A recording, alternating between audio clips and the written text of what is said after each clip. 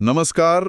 आज हम अर्थव्यवस्था की दुनिया में थोड़ी गहराई में उतर रहे हैं, उन शब्दों और कॉन्सेप्ट्स को समझने के लिए जो अक्सर अखबारों में, न्यूज़ में छाए रहते हैं, पर कई बार सच कहूं तो सिर के ऊपर से निकल जाते हैं। हाँ, जैसे जीडीपी, जीएनपी, राष्ट्रीय आय वगैरह। बिल्कुल।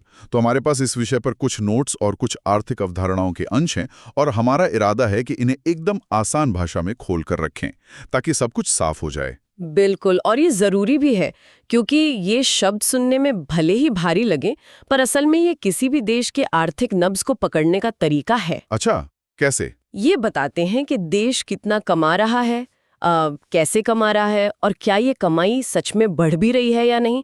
और मजेदार बात यह है कि इन नंबरों के पीछे ना एक पूरी कहानी छिपी होती है, उसे समझना जरूरी है। तो चलिए सबसे पहले शब्द से शुरू करते हैं, राष्ट्रीय आय या नेशनल इनकम। ये है क्या?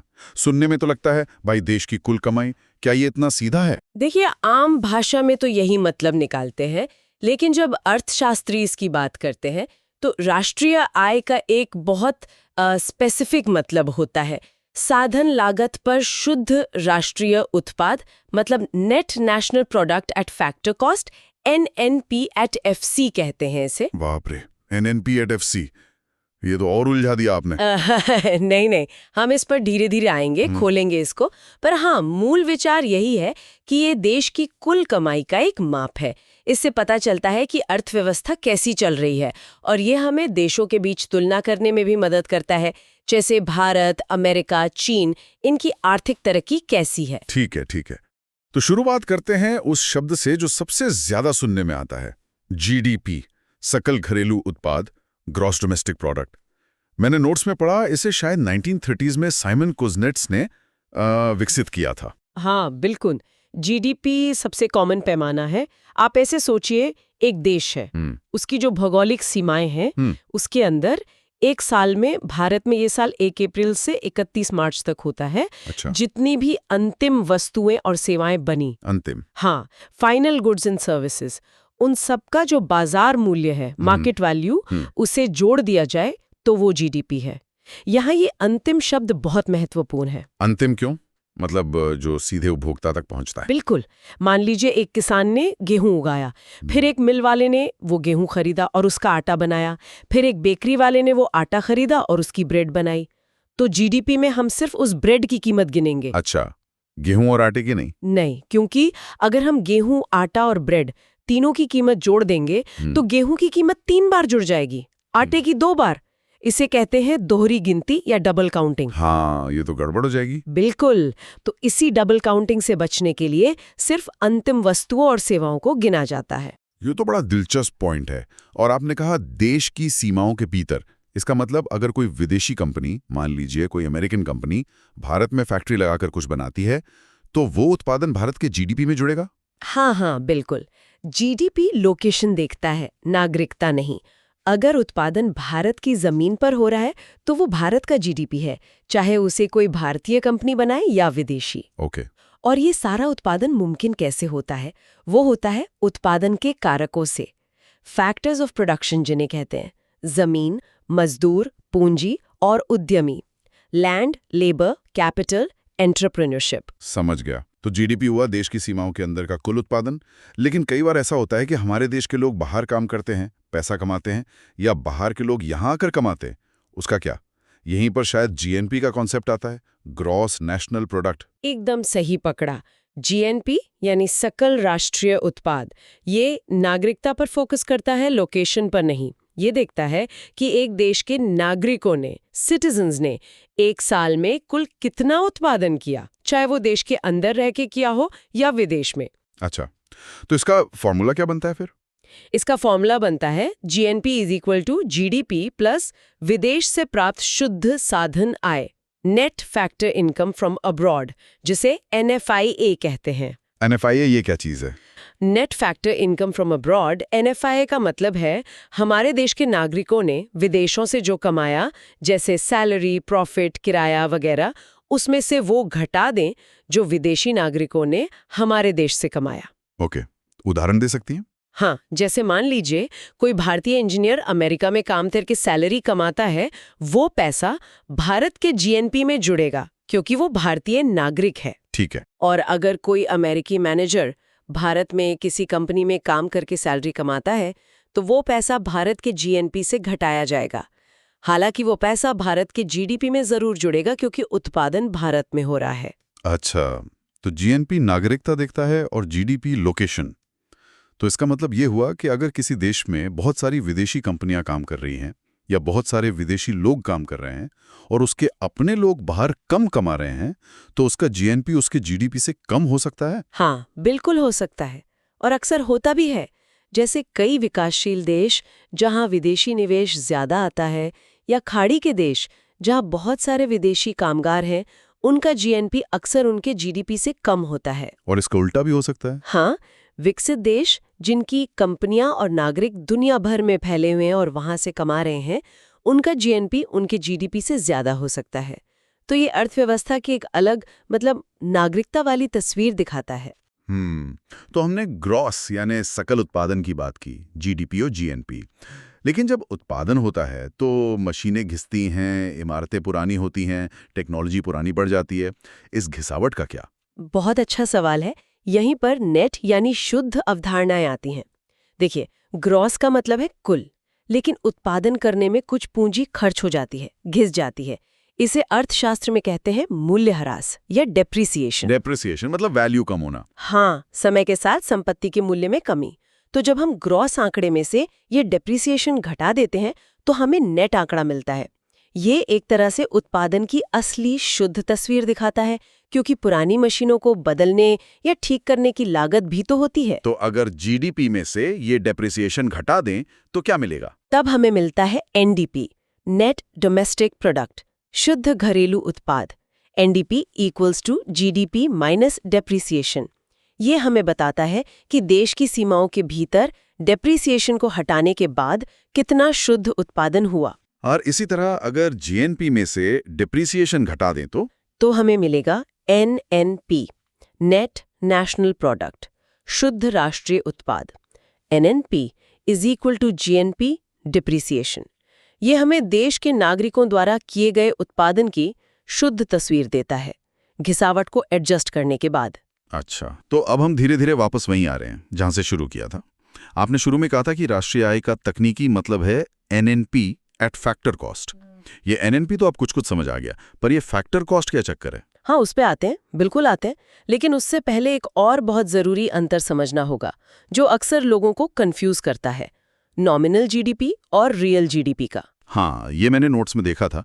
पार्ले जी वाला उदाहरण था शायद। नॉमिनल जीडीपी मतलब जो अभी कीमतें चल रही हैं उस पे जीडीपी, और रियल जीडीपी मतलब किसी पुराने साल की कीमतों पर। बिल्कुल सही। मान लीजिए सरकार ने एक आधार वर्ष या बेस ईयर तय किया, जैसे भारत के लिए अभी 2011-12 है। तो 2011-12 में मान लीजिए पार्ले जी का एक पैकेट 10 रुपए का था और देश में सिर्फ 10 पैकेट बने, तो उस साल का रियल जीडीपी भी 100 रुपए हुआ और नॉमिनल जीडीपी भी 100 रुपए हुआ। ठीक है, बेस ईयर में दोनों बराबर। हाँ, अब मान लीजिए 2023 आ गया और देश में उत्पादन उतना ही रहा, 10 ही पैकेट बने, लेकिन महंगाई की वजह से अब पैकेट 20 रुपए का हो गया। तो 2023 का नॉमिनल जीडीपी कितना होगा? 10 पैकेट गुणा 20 रुपए, 200 रुपए। बिल्कुल। तो नॉमिनल जीडीपी देखने में लगेगा कि अरे जीडीपी तो 2 गुना हो गया, 100 रुपए से 200 रुपए। लेकिन असल में तो उत्पादन बढ़ा ही नहीं, सिर्फ कीमतें बढ़ गईं। एकदम सही। यहीं पर रियल जीडीपी काम आता है। हम 2023 के उत्पादन 10 पैकेट को 2011-12 की कीमत 10 रुपए से गुणा करेंगे, तो 2023 का रियल जीडीपी 2011-12 की कीमतों पर कितना हुआ? 10 गुणा 10, 100 रुपए ही हुआ। हाँ, तो रियल जीडीपी हमें बताता है कि उत्पादन असल में कितना बढ़ा या घटा है, कीमतों के असर को हटाकर। इसीलिए जब हम सुनते हैं कि अर्थव्यवस्था 7% बढ़ी या 5% बढ़ी, तो वो हमेशा रियल जीडीपी की बात होती है। अच्छा, ये तो बड़ा जरूरी फर्क है। नॉमिनल वाला तो धोखा दे सकता है। हाँ, इसे इरविन फिशर ने पैसे का भ्रम या मनी इल्यूजन कहा था। हमें लगता है हमारी कमाई या देश की कमाई बढ़ गई, पर असल में ज्यादातर बढ़ोतरी सिर्फ महंगाई की वजह से होती है, असल उत्पादन की वजह से नहीं। तो ये जो नॉमिनल और रियल जीडीपी का अंतर है, क्या इसी से महंगाई का पता चलता है? हाँ, इसके लिए एक टूल इस्तेमाल होता है जिसे जीडीपी डिफ्लेटर कहते हैं। स्फीति अपस्फीति कारक। इसका फॉर्मूला है = नॉमिनल जीडीपी रियल जीडीपी × 100। अगर ये 100 से ज्यादा आता है तो इसका मतलब है कि आधार वर्ष की तुलना में कीमतें बढ़ी हैं। ये पूरी अर्थव्यवस्था के लिए औसत महंगाई का एक माप देता है। ये सब तो ठीक है, पर सवाल यह है कि ये जीडीपी गिना कैसे जाता है? मतलब इतनी सारी चीजें बन रही हैं, इतनी सेवाएं दी जा रही हैं, कोई एक तरीका है? हमारे स्रोतों में 3 तरीकों का जिक्र था। हाँ, जीडीपी को कैलकुलेट करने के 3 मुख्य तरीके हैं और अच्छी बात यह है कि सैद्धांतिक रूप से तीनों से एक ही नतीजा आना चाहिए। अच्छा, कौन से? पहला है उत्पादन विधि, जिसे वैल्यू एडेड मेथड भी कहते हैं। इसमें अर्थव्यवस्था के हर सेक्टर जैसे खेती, इंडस्ट्री, सर्विसेज में कितना मूल्यवर्धन या वैल्यू एडेड हुआ उसे जोड़ा जाता है। वैल्यू एडेड मतलब? वैल्यू एडेड मतलब है आपने जितने का सामान बेचा, आउटपुट, उसमें से आपने उसे बनाने के लिए जो कच्चा माल या दूसरी चीजें खरीदी थीं, इनपुट, उसे घटा दें। जैसे बेकरी वाले ने 20 रुपए की ब्रेड बेची और मान लीजिए 8 रुपए का आटा और दूसरी चीजें इस्तेमाल की, तो उसका वैल्यू एडेड हुआ 12 रुपए। ओके, और दूसरा तरीका? दूसरा है आय विधि या इनकम मेथड। इसमें यह देखा जाता है कि उत्पादन करने से जो आय हुई वो किसे मिली, यानी उत्पादन के कारकों को मिली कुल आय को जोड़ा जाता है। इसमें मजदूरों को मिली मजदूरी और वेतन, कॉम्पेंसेशन ऑफ एम्प्लॉइज, कंपनियों को हुआ मुनाफा और प्रॉपर्टी से मिला किराया व ब्याज, ऑपरेटिंग सरप्लस, और छोटे व्यापारियों या सेल्फ एम्प्लॉयड लोगों की मिली जुली आय, मिक्स्ड इनकम, ये सब जोड़ते हैं। यानी सबकी कमाई जोड़ दो? हाँ, मोटे तौर पर। और तीसरा है व्यय विधि या एक्सपेंडिचर मेथड। इसमें ये देखते हैं कि अर्थव्यवस्था में कुल खर्च कितना हुआ, किसने किया। खर्च कौन खर्च करता है? इसका एक मशहूर फॉर्मूला है C+G+I+XM। C मतलब है हम और आप जैसे लोगों का निजी उपभोग खर्च, प्राइवेट कंजम्पशन। G मतलब है सरकार का खर्च, government consumption and investment. I मतलब है बिजनेस का निवेश खर्च, ग्रॉस कैपिटल फॉर्मेशन, इन्वेस्टमेंट, जैसे नई मशीनें खरीदना, फैक्ट्री बनाना। और XM मतलब है निर्यात, एक्सपोर्ट्स में से आयात, इंपोर्ट्स घटाकर, यानी शुद्ध निर्यात, नेट एक्सपोर्ट्स। बाप रे, ये तो वाकई काफी जटिल लगता है। मतलब इन तीनों तरीकों से एक ही नंबर आना चाहिए। भारत में ये सब कैलकुलेशन कौन करता है?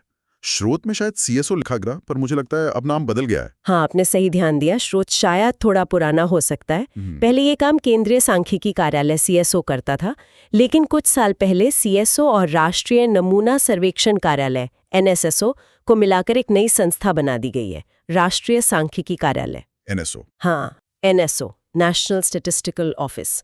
तो अब भारत में GDP और राष्ट्रीय आय के जो भी आंकड़े आते हैं वो NSO जारी करता है, और ये सांख्यिकी और कार्यक्रम कार्यान्वयन मंत्रालय यानी MOSPI के तहत काम करता है। और जैसा हमने बात की, फिलहाल आधार वर्ष 2011-12 इस्तेमाल हो रहा है। ठीक है, तो GDP, GNP, NNP, real, nominal, ये सब तो हुआ, लेकिन इनके अलावा भी तो कुछ और आंकड़े होते हैं जिनसे देश की आर्थिक सेहत का अंदाजा लगता है। जैसे एक टर्म बहुत सुनते हैं, प्रति व्यक्ति आय, पर कैपिटा इनकम। हाँ, प्रति व्यक्ति आय एक बहुत सीधा सा कैलकुलेशन है। आप देश की राष्ट्रीय आय, नेशनल इनकम को लीजिए और उसे देश की कुल जनसंख्या, पॉपुलेशन से भाग दे दीजिए। National income population. हाँ, ये हमें एक औसत आय का अंदाजा देता है कि भाई औसतन एक व्यक्ति कितना कमा रहा है। ये तुलना करने में काम आता है कि किस देश के लोग औसतन ज्यादा अमीर हैं। लेकिन इसमें भी कोई पेच है। हाँ, इसमें एक बहुत बड़ी कमी है। ये आय के वितरण की असमानता को पूरी तरह छुपा लेता है। मतलब हो सकता है कि देश की औसत आय तो बहुत ज्यादा दिखे, लेकिन असलियत ये हो कि सारी दौलत कुछ चंद लोगों के पास हो और ज्यादातर आबादी गरीब हो। औसत तो फिर भी ज्यादा दिखेगा। तो पर कैपिटा इनकम जीवन स्तर का सिर्फ एक मोटा मोटा अंदाजा देता है, पूरी सच्चाई नहीं बताता। ये बात तो है। अच्छा, एक और टर्म था नोट्स में, PPP, क्रय शक्ति समता, परचेजिंग पावर पैरिटी। इसमें लिखा था कि PPP के हिसाब से भारत दुनिया की तीसरी सबसे बड़ी अर्थव्यवस्था है, जबकि अगर हम सामान्य GDP को डॉलर में बदलें तो शायद 5वीं या 6ठी। ये कैसे? हाँ, PPP एक बहुत दिलचस्प कॉन्सेप्ट है। ये कहता है कि अलग अलग देशों की करेंसी की तुलना सिर्फ मार्केट एक्सचेंज रेट पर नहीं करनी चाहिए, बल्कि इस आधार पर करनी चाहिए कि उन करेंसी में समान चीजें खरीदने की कितनी ताकत है। समझ नहीं आया, थोड़ा आसान करेंगे? बिल्कुल। मान लीजिए एक जैसा बर्गर है, वो अमेरिका में $5 का मिलता है और बिल्कुल वैसा ही बर्गर भारत में 150 रुपए का मिलता है। तो पीपीपी के हिसाब से उस बर्गर को खरीदने के लिए $5 = 150 रुपए हुए, यानी $1 बराबर 30 रुपए हुआ उस खास बर्गर के लिए। लेकिन मार्केट में तो एक्सचेंज रेट $1 का 80-85 चल रहा होता है। हाँ, यही फर्क है। पीपीपी एक्सचेंज रेट अक्सर मार्केट एक्सचेंज रेट से अलग होता है। पीपीपी ये देखता है कि एक टोकरी सामान, basket of goods and services, खरीदने के लिए अलग-अलग देशों में कितनी लोकल करेंसी लगती है। तो पीपीपी के हिसाब से भारत की रैंक बेहतर होने का मतलब है कि भारत में चीजें अमेरिका के मुकाबले सस्ती हैं। बिल्कुल।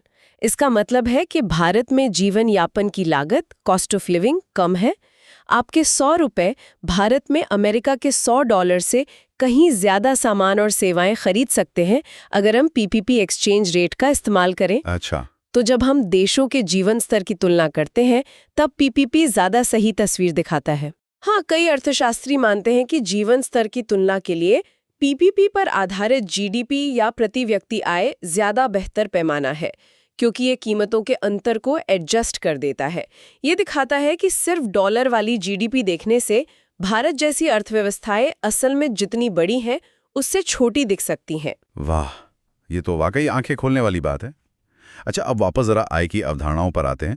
हमने राष्ट्रीय आय NNP@FC की बात की थी, लेकिन जो पैसा असल में लोगों के हाथ में आता है खर्च करने के लिए, वो तो शायद कुछ और होता है। यहाँ व्यक्तिगत आय, पर्सनल इनकम PI, और प्रयोज्य व्यक्तिगत आय, पर्सनल डिस्पोजेबल इनकम PDI का जिक्र था नोट्स में। हाँ, ये समझना भी बहुत जरूरी है कि देश की कुल कमाई और लोगों की जेब में आई कमाई में फर्क होता है। पर्सनल इनकम PI वो कुल पैसा है जो एक साल में देश के सभी व्यक्तियों और परिवारों को वास्तव में मिलता है। ध्यान दीजिए, मिलता है, कमाया हुआ जरूरी नहीं, और ये टैक्स कटने से पहले की आय है। मिलता है मतलब इसमें सिर्फ सैलरी या बिजनेस का मुनाफा ही नहीं आता, बल्कि सरकार से मिली मदद जैसे पेंशन, बेरोजगारी भत्ता, सब्सिडी, ये सब भी शामिल होता है। इन्हें ट्रांसफर पेमेंट्स कहते हैं, क्योंकि ये बिना किसी उत्पादन के बदले मिलते हैं। अच्छा, तो इसे निकालते कैसे हैं? इसे निकालने के लिए हम राष्ट्रीय आय से शुरू करते हैं, उसमें से कुछ चीजें घटाते हैं जो कंपनियों ने कमाया पर लोगों को बांटा नहीं, जैसे अनडिस्ट्रीब्यूटेड प्रॉफिट्स, कॉर्पोरेट टैक्स वगैरह, और उसमें ट्रांसफर पेमेंट्स जोड़ देते हैं। यानी जो कमाया पर मिला नहीं वो घटाया, और जो मिला पर कमाया नहीं जैसे सब्सिडी वो जोड़ा। बिल्कुल, ये अर्न्ड इनकम और रिसीव्ड इनकम का फर्क है। PI प्राप्त आय है। और फिर ये प्रयोज्य व्यक्तिगत आय क्या है? Disposable income. PDI वो पैसा है जो PI में से व्यक्तिगत टैक्स जैसे इनकम टैक्स और कुछ दूसरी फीस जैसे फाइन घटाने के बाद बचता है। PDI = PI, personal taxes, non tax payments. अच्छा, तो ये वो पैसा है जो असल में हमारे पास खर्च करने या बचाने के लिए होता है। एकदम सही, यही हमारी परचेजिंग पावर या क्रय शक्ति तय करता है। इसी पैसे से हम सामान खरीदते हैं या बैंक में जमा करते हैं। कमाल है, मतलब नेशनल इनकम से लेकर डिस्पोजेबल इनकम तक का सफर काफी लंबा है। अब एक आखिरी पहेली बची है, वो फैक्टर कॉस्ट FC और मार्केट प्राइस MP वाला चक्कर। आपने शुरू में कहा था राष्ट्रीय आय NNP@FC होती है। ये FC और MP क्या हैं? हाँ, ये अंतर भी बहुत जरूरी है। फैक्टर कॉस्ट यानी साधन लागत वो कीमत है जो उत्पादन के कारकों को मिलती है, मतलब मजदूर को मजदूरी, जमीन के मालिक को किराया, पूंजी लगाने वाले को ब्याज और उद्यमी को मुनाफा। आप इसे फैक्ट्री के गेट पर कीमत समझ सकते हैं, जिसमें अभी सरकार के टैक्स नहीं जुड़े हैं और सब्सिडी का असर शामिल है। ठीक है, ये तो ही लागत। और मार्केट प्राइस? मार्केट प्राइस यानी बाजार मूल्य वो कीमत है जिस पर सामान बाजार में बिकता है, हम और आप जो कीमत चुकाते हैं।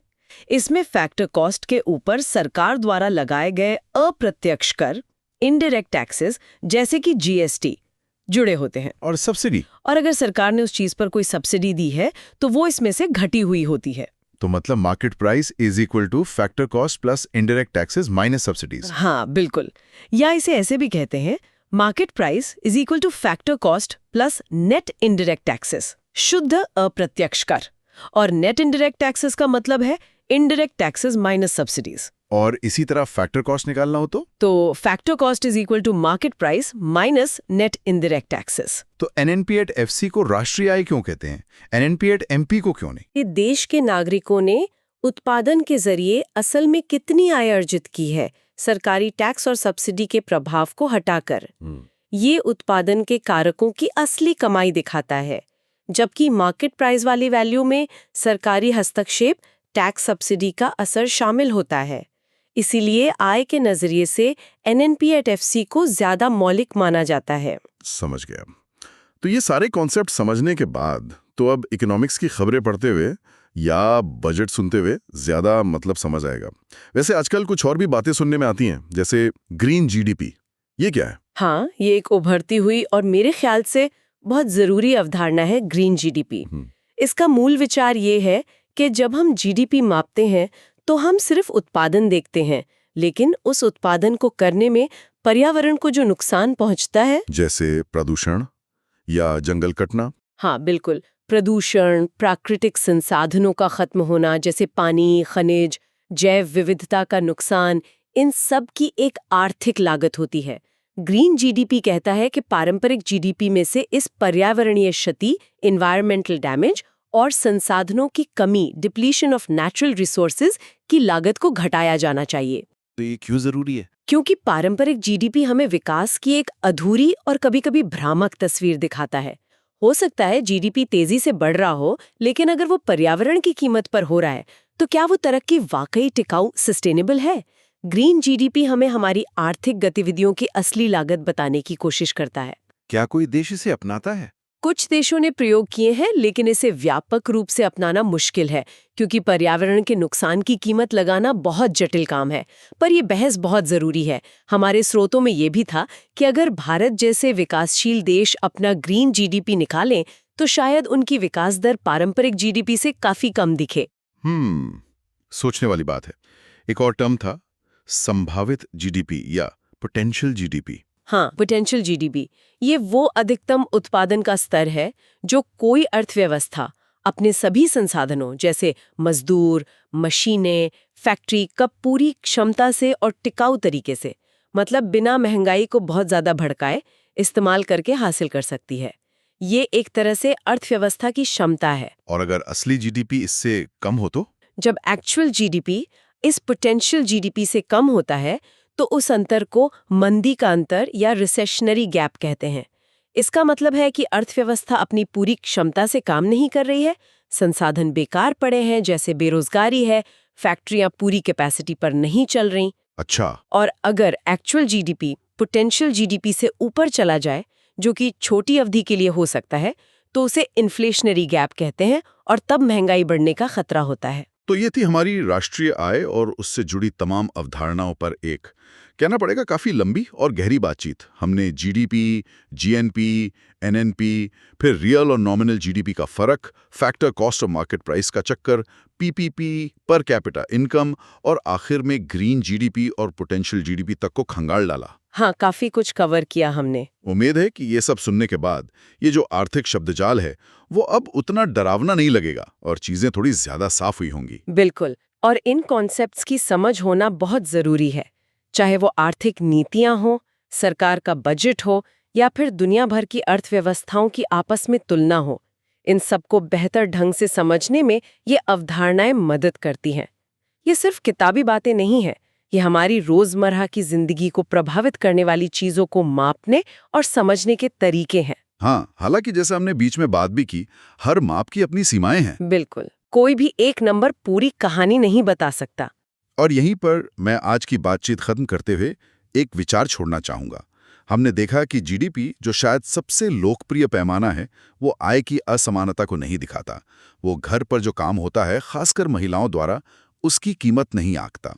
वो पर्यावरण को हो रहे नुकसान को नजरअंदाज करता है।